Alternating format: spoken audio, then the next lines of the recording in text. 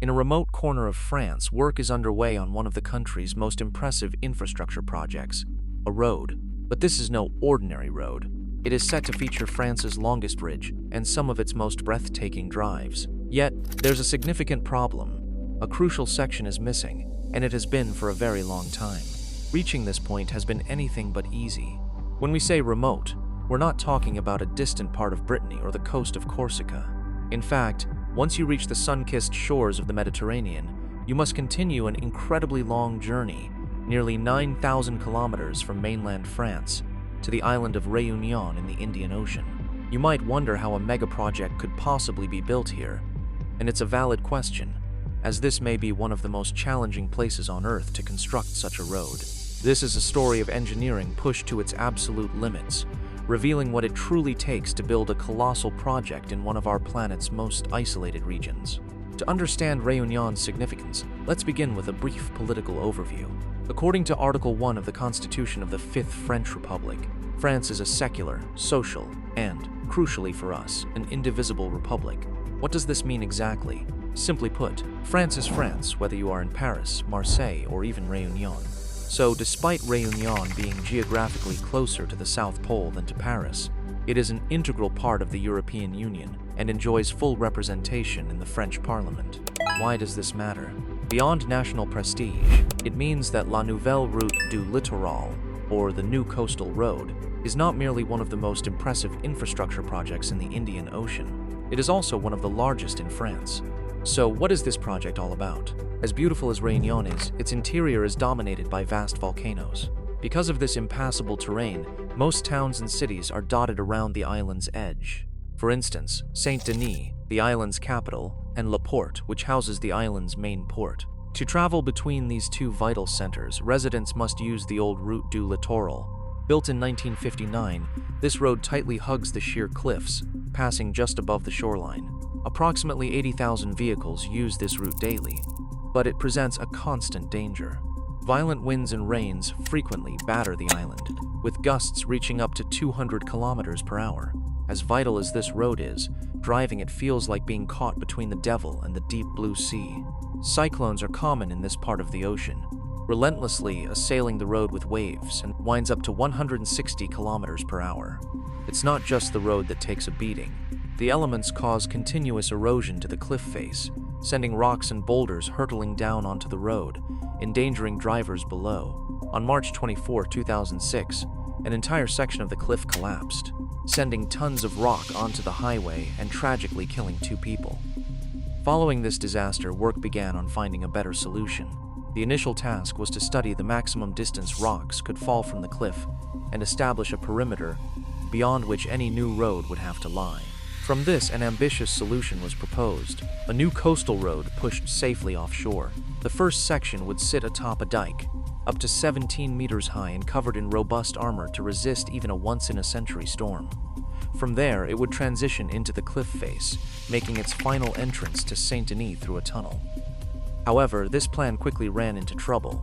Early geological tests revealed that the rock was unsuitable for drilling, meaning any tunnel, if even possible, would be extremely difficult and prohibitively expensive. Several alternatives were explored, and in 2011, a final plan was put forward. The revised plan proposed that the western section of the route would once again be built on a dike. However, instead of disappearing underground, it would rise onto its defining feature, the Grande Chaloupe Viaduct, stretching for 4 kilometers and reaching up to 300 meters offshore. This viaduct would form the centerpiece of the 12 5-kilometer route, and once completed, would become the longest bridge in France. This sounds impressive, but let's consider Réunion again. As if building one of France's largest infrastructure projects wasn't challenging enough. How do you achieve this when the nearest continental landmass is over 1,600 kilometers away? The answer lies in self-sufficiency. Consider the bridge construction. 2 new concrete factories were established on the island specifically to cast the enormous components for the structure. The bridge employs a box girder design, meaning the spans are created by joining together a series of pre-cast hollow sections. Inside these boxes are pre-stressed steel cables, which compress the different sections together, forming a robust structure. All of this rests on 48 piers, each meticulously designed to minimize resistance to the tide and ocean swells. The piers were cast near the western tip of the road. Each structure consists of 2 blocks, the base 15 meters tall, weighing 4,100 tons, and featuring a 23-meter-wide foundation. On top of this sits the pier head, measuring between 9 and 21 meters. To transport these colossal concrete elements to the worksite, a specialized piece of equipment was essential: zorite. While most other materials for this project were sourced as locally as possible, zorite was an exception. Constructed in Poland, this specially designed barge is the size of a football pitch and contains a concrete mixing facility and a gantry crane capable of lifting the enormous pier sections. One at a time, foundations were sailed out. Once in position, zorite, Creole for octopus, planted 8 steel legs into the seabed to provide stability. The foundations were then precisely lowered into place. Once on the seafloor, jacks raised the structure 40 centimeters, allowing concrete to be injected into sacks beneath the base plate. It took 4 years to install all 48 piers. Once in place, a beam launcher was used to install the box girders. Standing on a pier, it picked up deck sections and installed them on either side of the pier, 2 at a time to maintain balance.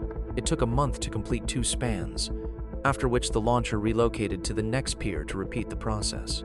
In 2017, after 4 years of intensive work, the Grande Chaloupe Viaduct was finally complete. However, although the bridge was arguably the most technically complex part of the road, it was not what brought the project to a halt. That came with the dike sections. These structures were intricately designed to dissipate the ocean's power, rather than attempting to resist it directly. Initially, they are created by building an embankment from the seabed. From there, they are protected by a sophisticated system of armor. The principle is simple. The outer layer is formed of huge cast concrete boulders known as acropodes. These absorb the full force of ocean swells. From there, water is forced through layers of progressively smaller rocks, creating an increasingly dense maze that saps energy from the waves. This method is highly effective, but it has one significant requirement: it needs an enormous quantity of rock. To address this, the project owners proposed opening 2 new quarries, one at Bois Blanc and another at St. Lou. These 2 sites were estimated to provide the 7 million cubic meters of rock needed to complete the dike. But this is when they encountered severe opposition. Public backlash against the quarries was intense. Local residents and environmental groups vehemently opposed the plans, claiming that blasting and heavy truck traffic would disrupt daily life, generate dust and noise, and threaten sensitive ecosystems close to homes and habitats. Concerns were raised that the strong winds would spread dust everywhere, affecting everyone, especially children, the elderly, and those with existing health conditions. Before dismissing these concerns, it's crucial to understand the profound environmental implications of this project. Réunion is an idyllic island paradise for a reason. Its surrounding waters are home to pristine coral reefs, vital whale migration routes, and critical dolphin feeding grounds. Part of the reason a bridge was chosen for a significant stretch of the route was to minimize its impact on nature, and these ecological concerns extend beyond the water's edge. The impact of opening a quarry in these areas would be devastating. Sure enough, in 2018, a court ruled against any new quarry on the grounds that it would destroy the habitat of several protected species. It was a devastating blow, but it was not the end of the story. Those giant volcanoes on Réunion aren't entirely useless. They are also responsible for scattering the island with rocks. So much so, in fact, that for years it had been a problem for farmers whose land was littered with basaltic boulders.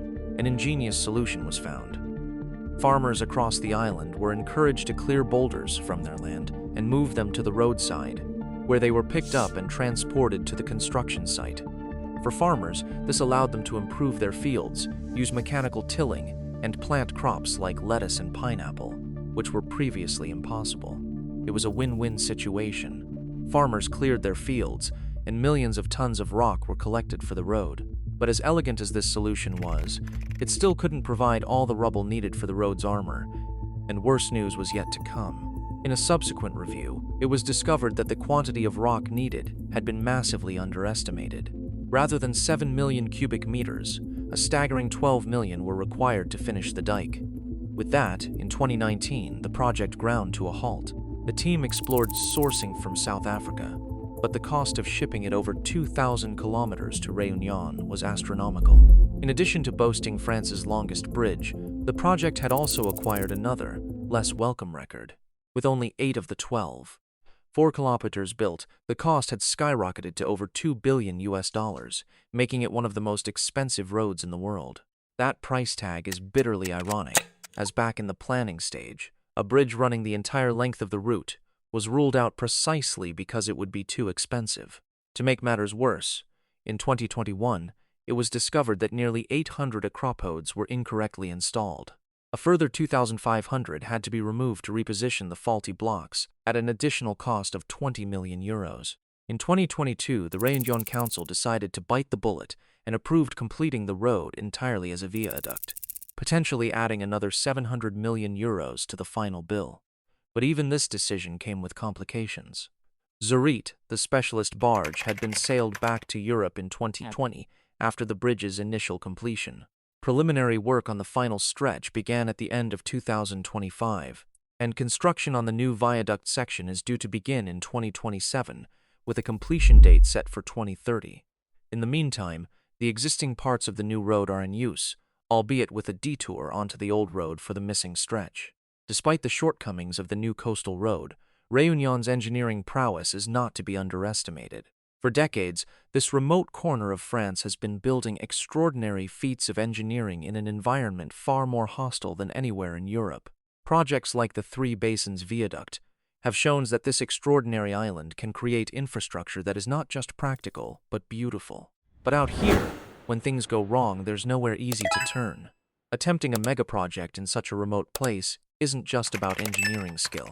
It's about an unwavering drive to succeed against incredible odds. The convoluted story of the new coastal road doesn't detract from Réunion's impressive record.